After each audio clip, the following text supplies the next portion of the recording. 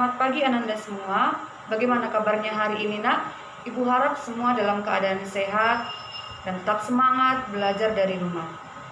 Sebelum kita memulai pembelajaran kita, mari kita terlebih dahulu berdoa dan mengucap syukur kepada Tuhan.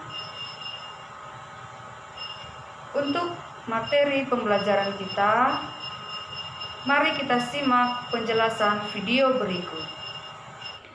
Materi hari ini tentang kabar baik di tengah kehidupan bangsa dan negara. Untuk penjelasan Alkitab tertulis dalam Mazmur 137 dan Nehemia pasal 2 ayat 1 sampai 20.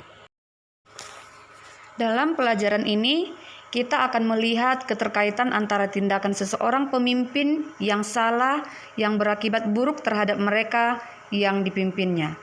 Di dalam Alkitab juga tertulis pesan untuk menjadi pembawa damai sejahtera kepada orang-orang di lingkungan tanpa menunggu untuk disuruh oleh pemimpin. Hal buruk yang terjadi di Indonesia adalah maraknya korupsi yang dilakukan di berbagai bidang oleh pemimpin di berbagai jenjang. Seharusnya pemimpin yang baik adalah yang menghantarkan rakyat yang dipimpinnya mencapai kesejahteraan, bukan malah menumpuk kekayaan untuk dirinya.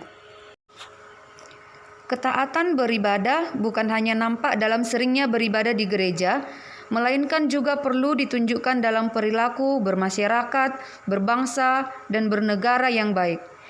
Salah satu hal yang dapat dilakukan sebagai warga negara yang baik adalah menjaga agar keadilan dan kebenaran tetap ditegakkan di negara kita. Selanjutnya kita akan membahas bagaimana pengalaman bangsa Israel ketika dibuang ke Babel.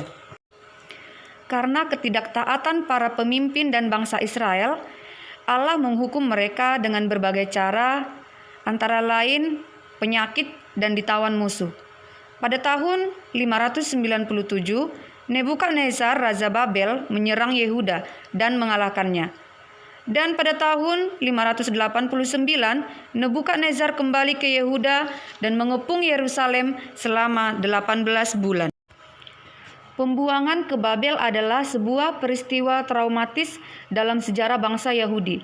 Kerajaan mereka hancur, demikian pula bait suci di Yerusalem. Tanpa bait suci, mereka merasa tidak dapat lagi beribadah kepada Tuhan Allah mereka. Mereka bersedih hati karena tidak memiliki tanah air. Mereka menderita terutama karena mereka sadar bahwa keberadaan mereka di negeri asing itu terutama sekali disebabkan oleh dosa-dosa mereka. Musuh-musuh mereka mengejek dan mencemooh. Orang Yehuda disuruh menyanyi, "Nyanyikanlah bagi kami nyanyian dari Sion." Selanjutnya, berita sukacita. Umat Israel tidak selamanya menderita di Babel. Setelah berakhir masa penghukuman mereka, Tuhan Allah mengirimkan utusannya untuk memberitakan kabar sukacita. Dalam kitab Yesaya 52 ayat 7, mereka akan memproklamasikan Allahmu itu Raja. Apakah artinya ini? Ini berarti sukacita umat Allah hanya dapat terjadi apabila mereka mengakui bahwa Allah itulah Raja. Pembangunan kembali Yerusalem terjadi setelah bangsa Yahudi diizinkan kembali oleh Kores, Raja Persia pada tahun 538, dan pada tahun 464 Artasasta naik tahta sebagai raja di Persia. Sebuah bangsa acap kali mengalami krisis kehidupan karena tidak memberlakukan kehendak Allah. Apakah kehendak Allah tersebut? Kehendak Allah itu adalah hidup berkeadilan, kesediaan setiap anggota masyarakat untuk berkorban. Para pemimpin haruslah melakukan tugasnya sebagai pemimpin, mendidik generasi muda menggantikannya, dan memberikan teladan yang baik. Bila ini yang terjadi, maka bangsa pun akan mengalami damai sejahtera.